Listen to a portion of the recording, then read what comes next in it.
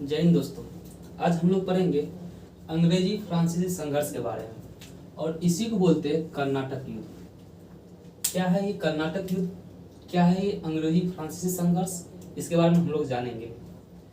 ये युद्ध जो है, जब कर्नाटक युद्ध हुआ, प्रमुख जो है ना 3 कर्नाटक युद्ध हुआ।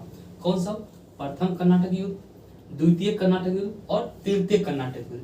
लेकिन ये युद्ध तो बाद में शुरू हुआ, 1746 में जाके प्रथम कर्नाटक युद्ध शुरू हुआ। लेकिन इससे पहले ही ये युद्ध शुरू हो गया था। कहाँ पे? यूरोप में। यूरोप में जो है ये युद्ध पहले ही शुरू हो गया था 1740 में ही। किसके किसके बीच? ब्रिटिश और फ्रांस के बीच। ब्रिटिश और फ्रांस के बीच कब शुरू हो गया था? 1740 में। कहाँ पे? यूरोप में। लेकिन 1746 में आके कर्नाटक में शुरू हुआ और ये 1748 में जाके खत्म हुआ। और कितने साल तक चला था? 2 साल तक। लेकिन ये यहाँ पे कर्नाटक में शुरू क्यों हुआ ये हम लोग जानते हैं। तो यहाँ पे आप लोग ध्यान रखिएगा कि एक अंग्रेजी अधिकारी बर्नेट था। इसी के सेना के द्वारा फ्रांसीसी जहाज पर कब्जा कर लिया गया। और जब ये कब्जा कर लिया गया तो फ्रांसीसी के द्वारा कहा गया अंग्रेजी अधिकारी बर्नेट से कि आप हमारा जहाज को वापस कर दीजिए, हम लड़ाई नहीं करेंगे, हम युद्ध नहीं करना चाहते हैं। लेकिन जो है अंग्रेजों नहीं माने, तो क्या हुआ? अंत में युद्ध प्रारंभ हो गया। जब युद्ध शुरू हुआ तो ये फ्रांसीसी जो है, उस फ्रांसीसी की तरफ से उस समय गवर्नर डुप्ले था। कौन था? डुप्ले था। और डुप्ले जो है ना, मॉरिशस के गवर्नर लाबुडाने से सहयोग मांगा कि आप हमारे इस युद्ध में सहयोग कीजिए। और मॉरिशस के गवर्नर लाबुडाने उसका इस युद्ध में सहयोग किया और बाद में जाके ये युद्ध में फ्रांस ही विजयी हुआ। ठीक है। उसके बाद ये युद्ध चल ही रहा था। और देखिए, इसका अगर एक और कारण है कि प्रथम कर्नाटक युद्ध का ऑस्ट्रिया का उत्तराधिकारी का युद्ध, ये तो वहां पे था ही ना, ऑस्ट्रिया का उत्तराधिकारी का युद्ध है ना। अगर इसका पूछे प्रथम कर्नाटक युद्ध का तात्कालिक कारण क्या था, क्या बोलेंगे? कि अंग्रेज अधिकारी बर्नेट द्वारा फ्रांसीसी जहाज पर कब्जा करना ही प्रथम कर्नाटक युद्ध का तात्कालिक कारण था। ठीक है। ये युद्ध चल ही रहा था। उसी वक्त क्या होगा कि यूरोप में एक संधि हो गया। क्या संधि हो गया? एला सापिल की संधि। कब हुआ था? 1748 में ये संधि हो गया, एला सापिल संधि। और इस संधि के तहत प्रथम कर्नाटक युद्ध क्या हो गया? खत्म हो गया। लेकिन इस संधि में था क्या? इस संधि में यह था कि जो भी अंग्रेज जो है ना, जो भी क्षेत्र फ्रांस का कब्जा किया है और जो भी फ्रांस जो है अंग्रेज का क्षेत्र कब्जा किया है, वो एक दूसरे को वापस कर दिया जाए। तो यहाँ आप लोग देख रहे हैं लुईबर्ग है। ये लुईबर्ग क्या है? तो फ्रांस का एक क्षेत्र है जो कि अमेरिका में था, है ना। और यहाँ मद्रास देख रहे हैं, ये अंग्रेज का एक क्षेत्र था, है ना। इस पर कौन कब्जा कर रखा था? फ्रांस का रखा था। लुईबर्ग पे अंग्रेज कब्जा कर रखा था और मद्रास पे फ्रांस का रखा था। लेकिन इस संधि के बाद क्या हुआ कि दोनों जो है एक दूसरे को वापस कर दिया। और इसके तहत क्या हो गया कि प्रथम कर्नाटक युद्ध खत्म हो गया। एक चीज और देखिएगा यहाँ पे, ये इसी के समय क्या हुआ था? एक युद्ध और हुआ था, सेंट थोमे का युद्ध। कब हुआ था? 1748 में। और इसमें क्या हुआ था कि कर्नाटक तरफ से अकबर उद्दीन था और यहाँ पे डुप्ले के बीच ये सेंट थोमे का युद्ध हुआ था, है ना। और यहाँ पे अकबर उद्दीन जो है ना, अकबर उद्दीन की तरफ से कौन नेतृत्व कर रहा था? तो महफूज खां कर रहा था। और डुप्ले की तरफ से कौन नेतृत्व कर रहा था? पैराडाइज कर रहा था। ठीक है। और ये युद्ध बाद में जाके कौन जीता था? कौन जीता? फ्रांस जीता था। ठीक है ना।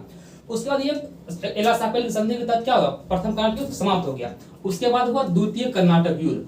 द्वितीय कर्नाटक युद्ध कब से कब तक हुआ था? 1749 से 54 तक, और ये 5 वर्षों तक चला था। ठीक है ना। याद रखेंगे कि द्वितीय कर्नाटक युद्ध क्यों हुआ था? तो ये हैदराबाद एवं कर्नाटक में उत्तराधिकारी के युद्ध के लिए हुआ था। और ये युद्ध जो हुआ था, इसमें 2 गुट बन गया था। अब देखिए गुट क्या था? गुट वही था, ये गुट क्या था? गुट वही था कि कुछ जो है ना फ्रांसीसी जो कुछ को क्या कर रहे थे? फ्रांसीसी सपोर्ट कर रहे थे और कुछ को अंग्रेज सपोर्ट कर रहे थे। तो जिसको अंग्रेज सपोर्ट कर रहे थे वो अंग्रेजी गुट हो गया, जिसको फ्रांस सपोर्ट करे तो क्या होगा? फ्रेंच गुट हो गया, है ना। उसी को हम लोग गुट बोले। अब ये 2 गुट में बट गया। देखिए, इसको हम लोग ऐसे समझते हैं, जैसे यहाँ पे कर्नाटक है और यहाँ पे क्या है? हैदराबाद है। ठीक है। और यहाँ पे अंग्रेज है।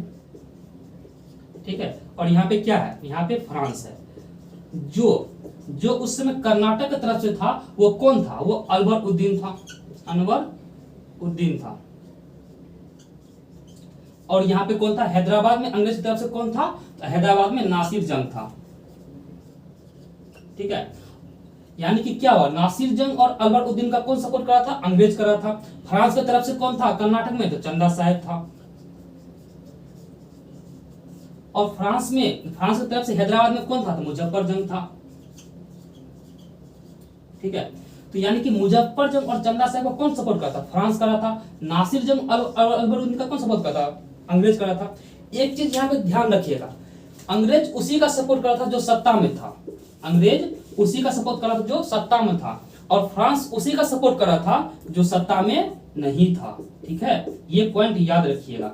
जैसे उस समय सत्ता में अनवरुद्दीन था कर्नाटक में, और यहाँ पे नासिर जंग था हैदराबाद में, तो इस दोनों का अनवरुद्दीन और नासिर जंग का सपोर्ट कौन करा था, अंग्रेज करा था। और यहाँ पे ये दोनों सत्ता में नहीं था, तो मुजफ्फर जंग और चंदा साहब का सपोर्ट कौन करा था, फ्रांस करा था। कोई दिक्कत यहाँ तक, है ना। बाद में ये युद्ध, ये क्या हो गया, ये युद्ध खत्म हो गया, ठीक है। और इसमें भी क्या हुआ था, इसमें भी फ्रांस ही जीता था, ठीक है ना। इसी के समय एक युद्ध और हुआ था, अंबुर का युद्ध। क्या हुआ था, अंबुर का युद्ध। ये कब हुआ था, 1749 में हुआ था। अंबुर युद्ध कब हुआ था, 1749 में। किसके किसके बीच हुआ था, तो फ्रांस और ब्रिटिश के बीच हुआ था, फ्रांस और ब्रिटिश के बीच हुआ था, है ना। जिसमें क्या हुआ था कि फ्रांस ही यहाँ विजय हुआ था, ठीक है। इसी युद्ध के बाद, द्वितीय कर्नाटक युद्ध के बाद क्या हुआ था ना, उस समय जब द्वितीय कर्नाटक युद्ध हुआ था, तो उस समय फ्रांस का गवर्नर कौन था, फ्रांस की तरफ से गवर्नर कौन था, डुप्ले था। डुप्ले को क्या किया ना, वापस बुला लिया और गोडोई को वापस भेज दिया।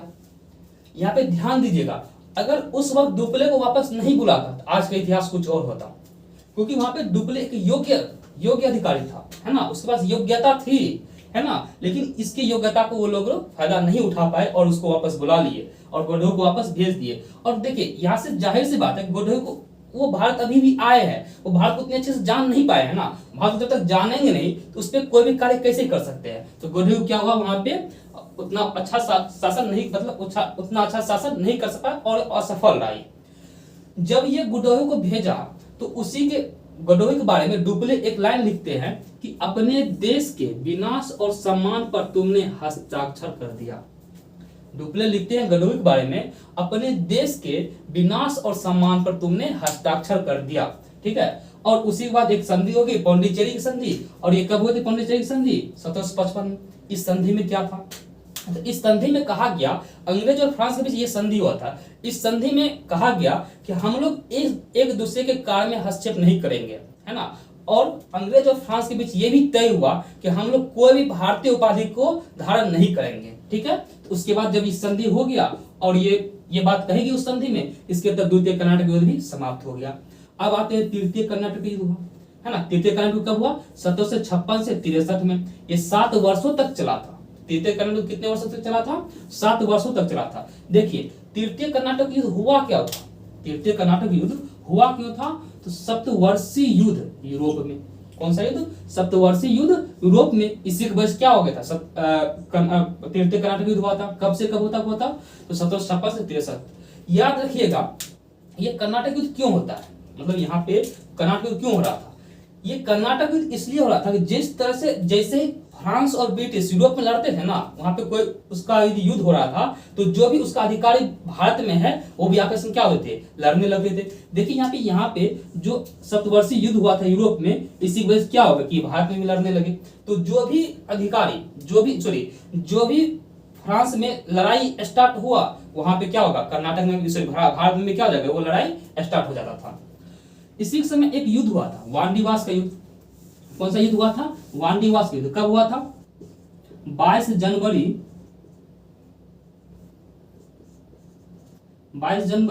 1760 को। ये किसके किसके बीच हुआ था, फ्रांस और ब्रिटिश के बीच। देखिए यहाँ पे एक चीज समझने वाली चीज है, अभी तक हम लोग देखे कि फ्रांस जीते आ रहा था, लेकिन यहाँ पे ब्रिटिश जीता और फ्रांस क्या हो गया, हार गया। इसी से ये पता चल गया कि अब भारत में है कि क्या होगा, ब्रिटिश शासन चलेगा। क्यों, क्योंकि इसका अब कोई भी कंपटीटर नहीं था।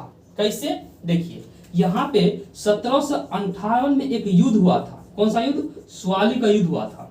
और इसके तहत क्या क्या था कि पुर्तगाल को हरा दिया, है ना। 1758 में स्वाली के युद्ध से पुर्तगाल को हरा दिया। इसके बाद 1759 में कौन सा युद्ध हुआ, तो 1759 में बेदरा का युद्ध हुआ। कौन सा युद्ध हुआ? बेद्राक। इससे डच को हरा दिया। 58 में स्वाली के युद्ध से पुर्तगाली को हराया। 1759 में बेद्राक के युद्ध से डच को हरा दिया। पुर्तगाली हार गया, डच हार गया, अब यहाँ पे फ्रांस भी हार गया। तो अब इसका कंप्यूटर कोई नहीं बचा भारत में, तो ब्रिटिश क्या हो गया? अब ये इससे पता चल गया कि भारत में ब्रिटिश शासन चलेगा। लेकिन अभी भी ब्रिटिश को एक शक्ति से डर था, और वो शक्ति कौन सा था? मराठा। मराठा शक्ति से अभी भी इसको डर था कि मराठा शक्ति से ये मतलब डर था कि ये कहीं इस पे कुछ आक्रमण ना कर दे या फिर उस पे प्रभावी ना हो जाए। लेकिन जब हम लोग आगे देखेंगे तो 14 जनवरी 1761 को एक युद्ध हुआ था, पानीपत का तृतीय युद्ध हुआ था, और इसमें मराठा क्या हुआ था? हार गया था। और इससे अब फाइनली तय हो गया कि भारत में क्या होगा? ब्रिटिश शासन चलेगा।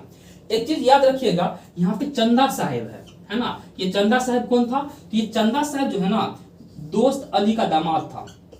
दोस्त अली का दामाद था। दामाद कौन? चंदा साहेब। देखिए, दोस्त अली का दामाद था चंदा साहेब।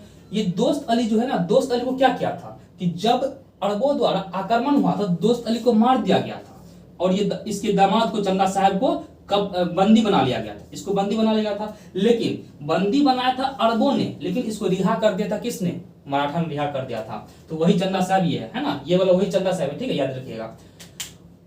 अब देखते हैं हम लोग, जब ये जो है वानडिवास का युद्ध हुआ था, तो इसमें जो है ना, फ्रांस की तरफ से नेतृत्व कौन कर रहा था और ब्रिटिश की तरफ से नेतृत्व कौन कर रहा था, ये हम देखेंगे। तो ब्रिटिश हो गया यहाँ पे और फ्रांस हो गया। तो ब्रिटिश की तरफ से कर रहा था आयरकुट, और फ्रांस की तरफ से कौन कर रहा था? तो फ्रांस से कर रहा था काउंट दी लाली,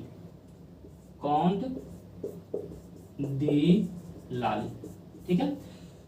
ब्रिटिश की तरफ से आयरकुट कर रहा था काउंट, और फ्रांस की तरफ से काउंट दी लाली। कब? वानडिवास के युद्ध में। इससे एक चीज याद रखिएगा, इसको ऐसे भी याद रख सकते हैं कि वानडिवास के युद्ध में कूट के लाली निकाल दिया। देखिए, जो जीतेगा इसका मतलब वो कूटा पीटा है ना, और जो हारेगा उसका क्या निकला? रक्त निकला, लाली निकला। तो लाली से क्या हो जाएगा? काउंट दी लाली, और कूट से क्या हो जाएगा? आयरकुट, ठीक है ना। तो ब्रिटिश की तरफ से कौन नेतृत्व कर रहा था? आयरकुट। और फ्रांस की तरफ से कौन नेतृत्व कर रहा था? काउंट दी लाली। और इस युद्ध के बाद, ये जब युद्ध हुआ था वानडिवास का युद्ध, और जब ये फ्रांस हार गया, उसके बाद पानीपत के युद्ध में मराठा भी हार गया, तो इससे तय हो गया कि अब भारत में क्या होगा? ब्रिटिश शासन होगा। इसी के बाद एक इतिहासकार है मालसन। कौन सा इतिहासकार है? मालसन। ये लिखते हैं कि वानडिवास के युद्ध में उस महान भवन का जिसे डूमा तथा डुप्ले ने निर्मित किया था, ध्वस्त कर दिया। मानसन लिखते हैं कि वानडिवास के युद्ध में उस महान भवन का जिसे ड्यूमा तथा डुप्ले ने निर्मित किया था, ध्वस्त कर दिया। ये लिखते हैं, कौन लिखते हैं? मालसन ने। और इसी के बाद एक संधि हुआ था। कौन संधि हुआ था? पेरिस की संधि। कब हुआ था? 1763 में। इस संधि में कहा गया कि फ्रांस अब केवल जो भारत में व्यापार कर सकते हैं, कोई भी शासन नहीं कर सकते हैं। पेरिस की संधि में कहा गया फ्रांस केवल भारत में क्या कर सकते हैं? व्यापार कर सकते हैं, कोई भी शासन नहीं कर सकते हैं। और इसी संधि के तहत तृतीय कर्नाटक युद्ध भी समाप्त हो गया, और ब्रिटिश शासन क्या होगा? शासन चलने लगा। ठीक है दोस्तों, ये था अंग्रेजी फ्रांसीसी संघर्ष, और इसे कर्नाटक युद्ध बोलते हैं, इसके बारे में था। आप लोग को ये वीडियो कैसा लगा कमेंट करके जरूर बताएं, और यदि इस वीडियो पे और भी डिटेल में चाहते हैं तो आप लोग कमेंट करें इस टॉपिक पे और भी डिटेल में वीडियो बनाने के लिए। तो हम जरूर इस टॉपिक पे और भी डिटेल वीडियो बनाएंगे।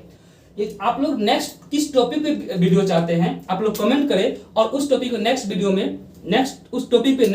वीडियो बनाया जाएगा। तब तक के लिए मिलते हैं अगले वीडियो में। थैंक यू, धन्यवाद। शेयर कर दे, लाइक कर दे।